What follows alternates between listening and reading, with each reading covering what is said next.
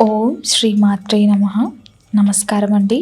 మీ జీవితంలో ఎప్పుడైనా మీకు ఇలా అనిపించిందా? నేను ఎంత నిజాయితీగా కష్టపడినా ఎందుకు నాకు కలిసి రావడం లేదు, నా ప్రయత్నాలకు తగ్గ ప్రతిఫలం ఎందుకు దక్కడం లేదు అని.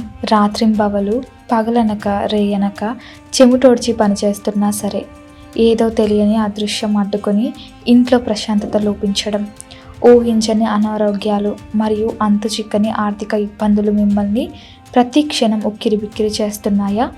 అయితే దయచేసి ఈ వీడియోని ఒక్క సెకండ్ కూడా స్కిప్ చేయకుండా పూర్తిగా చూడండి. అవును, ఇది మీకోసమే. మీరు వింటున్నది అక్షరాల నిజం. మన కన్నీళ్లకు, మన నిరంతర పోరాటకు ముగింపు పలికి మన జీవితాలకు ఒక శాశ్వత పరిష్కారం చెప్పే అద్భుతమైన, అతి పవిత్రమైన సమయం మన ముందుకు వచ్చింది. అదే 2026 ఏప్రిల్ 17వ తేదీన చైత్ర అమావాస్య. సాధారణంగా హిందూ సాంప్రదాయంలో అమావాస్య అనగానే అది పితృదేవతలకు సంబంధించిన ఒక పవిత్రమైన రోజుగా మనం భావిస్తాం. కానీ ఈ 2026 ఏప్రిల్ నెలలో వస్తున్న చైత్ర అమావాస్య మాత్రం సామాన్యమైన అమావాస్య కాదు. ఇది ఒక అద్భుతం. ఇది ఒక మహా అద్భుతం. ఎందుకో తెలుసా? ఈ రోజున ముక్కోటి దేవతల ఆశీస్సులు ఒక్కసారి భూమి మీదకు రాబోతున్నాయి.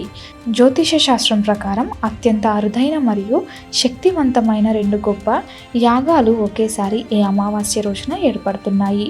ఈ వీడియోలో నేను చెప్పబోయే విషయాలు వింటే మీరు నిజంగా ఆశ్చర్యపోతారు, ఎంతో ఎక్సైట్ అవుతారు. ఎందుకంటే దశాబ్దాలుగా మిమ్మల్ని పట్టి పీడిస్తున్న దరిద్రం నుంచి, అలాగే వంశపరంగా వస్తున్న పితృదోషాల నుంచి శాశ్వతంగా విముక్తి పొందడానికి ప్రకృతి మనకు ఇస్తున్న ఒక సువర్ణ అవకాశం ఇది. అసలు ఈ చైత్ర అమావాస్య విశిష్టత ఏమిటి?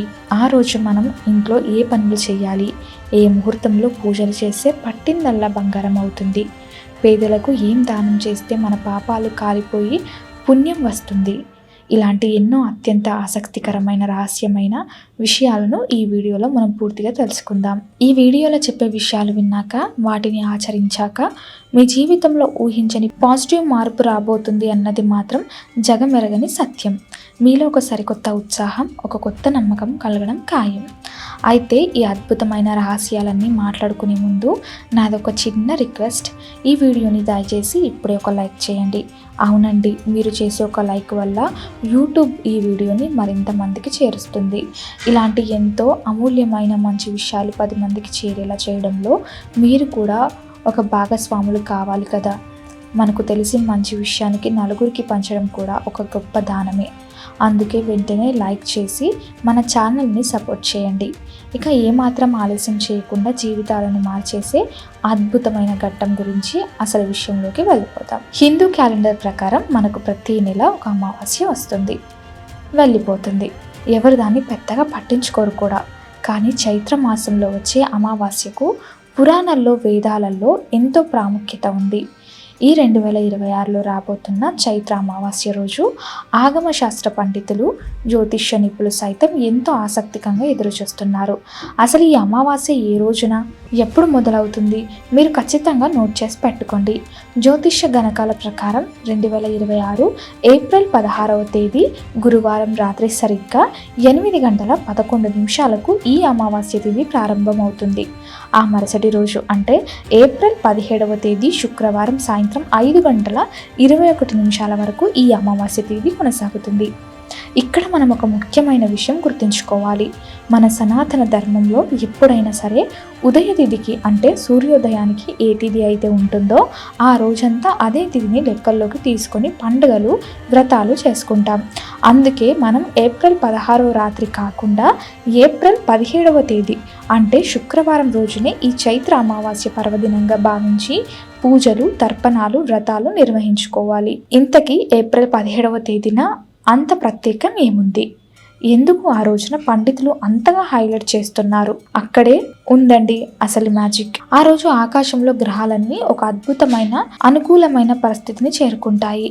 ఏప్రిల్ 17వ తేదీ రోజంతా సర్వార్థ సిద్ధి యోగం, ఉంటుంది. సర్వార్థ సిద్ధి యోగం అంటే ఏమిటో మీకు తెలుసా?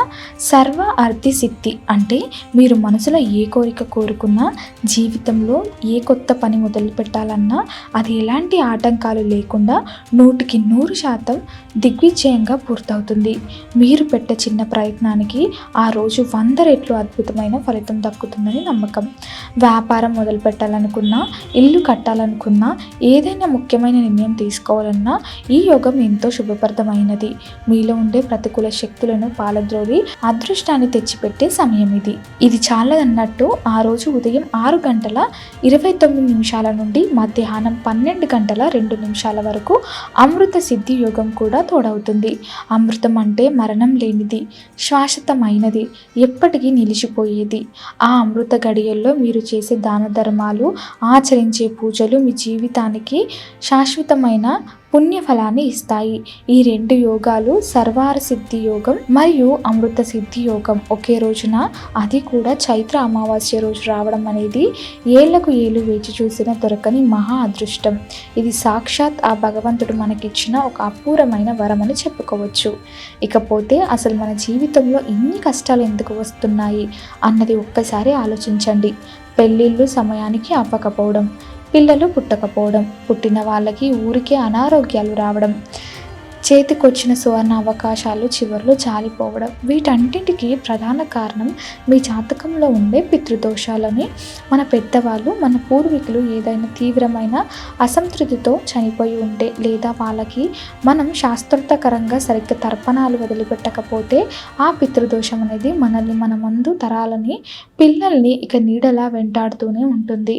ఈ పితృదోషం అనేది ఎంత భయంకరమైనదంటే, మీరు ఎంత టాలెంటెడ్ అయినా సరే మీరు పైకి రాకుండా ఎప్పుడు కిందికి లాగుతూ ఉంటుంది. ఇల్లు ఎప్పుడు ఏదో ఒక బాధతో నలుగుతూ ఉంటుంది. కానీ ఇకపై మీరు అస్సలు భయపడకండి. ఈ చైత్ర అమావాస్య ఆ భయంకరమైన నీడను శాశ్వతంగా పాలద్రోలే ఒక మహా సంజీవనిలా, ఒక అద్భుతమైన ఔషధంలా పనిచేస్తుంది. మరి ఈ అమావాస్య రోజున ఆ పితృదోషాల విముక్తి కోసం మనం ఏం చేయాలి? చాలా చిన్న చిన్న పనులే, కానీ వాటి వెనుక ఉన్న ఆధ్యాత్మిక శక్తి మాత్రం అనంతం. ఉదయాన్నే సూర్యుడు రాకముందే నిద్రలేవండి. వీలైతే పవిత్రమైన గంగా, గోదావరి లాంటి నదులలో స్నానం చేయగలిగితే అంతకంటే అదృష్టం మరొకటి లేదు. కానీ ప్రాక్టికల్గా ఆలోచిస్తే అందరికీ నదుల దగ్గర వెళ్ళే అవకాశం ఉండకపోవచ్చు కదా. అలాంటప్పుడు నిరాశపడకండి. ఇంట్లోనే మీరు స్నానం చేసే నీటిలో కొద్దిగా గంగా జలం కలుపుకొని గంగా భవానిని మనసులో తలుచుకుంటూ పవిత్ర స్నానం చేయండి. ఆ నీటి స్పర్శతో మీ ఒంటి మీదే కాదు, ఎన్నో జన్మలుగా మీ కర్మలలో గూడు కట్టుకున్న ఉన్న దోషాలన్నీ కూడా కడిగేసినట్లు కొట్టుకుపోతాయి. ఆ తర్వాత స్నానం ముగించుకొని ఒక రాగి చెంబులో స్వచ్ఛమైన నీరు తీసుకొని అందులో కొద్దిగా నల్ల నువ్వులు వేసి మీ పితృదేవతలకు తర్పణం వదలండి. తర్పణం అంటే ఏదో తూతూ మంత్రాలుగా నీళ్లు కిందకి పోయడం కాదు. మీ మనసులోని అంతులేని ప్రేమను, మిమ్మల్ని భూమి మీదకు తెచ్చినందుకు కృతజ్ఞత వాళ్ళకు అందించడం. కళ్ళు మూసుకొని నాన్న, నా కుటుంబాన్ని చల్లగా చూసుకోండి, తాత, ముత్తాతలని అని ఒక్కసారి మనస్ఫూర్తిగా కళ్ళతో ప్రార్థించండి. ఆ అంజలి వాళ్ళ హృదయాలను నేరుగా తాకుతుంది. వారు పరమానందం చెంది తమ వారసులకు ఆయురారోగ్యాలను, అష్ట ఐశ్వర్యాలను, సుఖశాంతులను ప్రసాదిస్తారని జ్యోతిష్య పండితులు, ధర్మశాస్త్రాలు ఘంటాపదంగా చెబుతున్నాయి. ఇక ఈరోజు మనం చేయాల్సిన మరో అత్యంత ముఖ్యమైన పని రావి చెట్టు పూజ. మన హిందూ ధర్మంలో రావి చెట్టుకు ఎంత విశిష్టత, ప్రత్యేకత ఉందో నేను ప్రత్యేకంగా చెప్పనక్కర్లేదు. వృక్షాలన్నిటిలోకెల్లా పవిత్రమైనది. అందులోనూ సాక్షాత్తు త్రిమూర్తులను, ముఖ్యంగా శ్రీమన్నారాయణుడు కొలువై ఉంటాడని మన నమ్మకం. ఈ చైత్ర అమావాస్య రోజు సాయంత్రం వేళ లేదా ఉదయం పూట మీకు దగ్గరలో ఉన్న గుడిలో రావి చెట్టు దగ్గరకు వెళ్ళండి. అక్కడ ఆవు నూనెతో ఒక మట్టి ప్రమిదలో దీపం వెలిగించండి. దీపం వెలిగించి ఆ చెట్టుకు భక్తితో ప్రదక్షిణాలు చేయండి. ఆ దీపపు వెలుగు, దానిలో నుంచి వచ్చే సానుకూల శక్తి మీ పితృదోషాల తీవ్రతను పూర్తిగా తగ్గిస్తుంది. ఆ పవిత్రమైన చెట్టు గాలి మీ మనసులో ఎన్నో ఏళ్ల ఆందోళనలను, భయాలను దూరం చేస్తుంది. ఇకపోతే దానాల విషయానికి వద్దాం. మీకు తెలుసా, చైత్రమాసం అంటేనే ఎండలు దంచుకొట్టే కాలం. ఈ మండు వేసవిలో ఒక దాహంతో ఉన్న మనిషికి చల్లటి నీళ్ళు ఇస్తే వాళ్ళ ముఖంలో వచ్చే ఆనందం, ఆ తృప్తి చూసారా, అది నేరుగా సాక్షాత్ భగవంతుడికి చేరుతుంది. అందుకే ఈ మాసంలో చేసే దానాన్ని గ్రంథాలు మహాదానం అని కీర్తించాయి. మీ స్తోమతను బట్టి పేదవాళ్లకు చల్లటి నీరు పంపిణీ, మట్టి మట్టి కుండలు దానం చేయండి. ఎక్కడైనా జనాలు తిరిగే చోట చలివేంద్రం ఏర్పాటు చేయండి, లేదా ఎండలో నడిచే వారికి గొడుగులు ఇవ్వండి. సత్తిపిండి లేదా కాలానుగుణంగా దొరికే పుచ్చకాయలు లాంటి చల్లనివి ఇచ్చే పండ్లను మనస్ఫూర్తిగా దానం చేయండి. మీరు ఇచ్చే ఆ చిన్న వస్తువు ఆ బగబగ మండే ఎండల్లో వాళ్ళకి ఒక ప్రాణం పోసే అమృతంలా అనిపిస్తుంది. వాళ్ళు చల్లటి నీళ్లు తాగి మనస్ఫూర్తిగా ఇచ్చే ఒక్క దీవెన మీ జీవితంలో ఉన్న ఏ దరిద్రాన్నైనా క్షణాల్లో తరిమి కొడుతుంది. ధర్మశాస్త్రాలు స్పష్టంగా చెప్తున్నది కూడా ఇదే. ఎండవేడి నుండి ఎవరైతే ఇతరులకు ఉపశమనం కలిగిస్తారో వాళ్ళ జీవితంలోని కష్టాల వేడిని, బాధలను, మంటలను ఆ భగవంతుడు తన చల్లని చూపుతో చల్లబరుస్తాడని ఇంతకంటే గొప్ప పరిహారం ఇంకేముంటుంది చెప్పండి.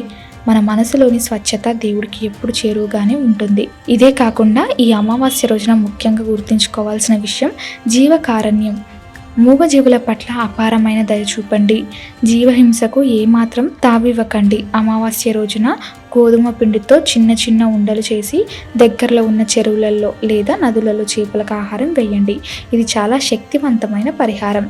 అలాగే చీమలకు పంచదార కలిపిన పిండిని ఆహారంగా చల్లండి. ఇలా చేయడం వల్ల ఎవరైతే జాతకంలో కాలసర్ప దోషం లాంటి భయంకరమైన దోషాలతో ఇబ్బంది పడుతున్నారో వాళ్ళకి ఈ దోష ప్రభావం మెల్లిమెల్లగా పూర్తిగా తగ్గిపోతుంది.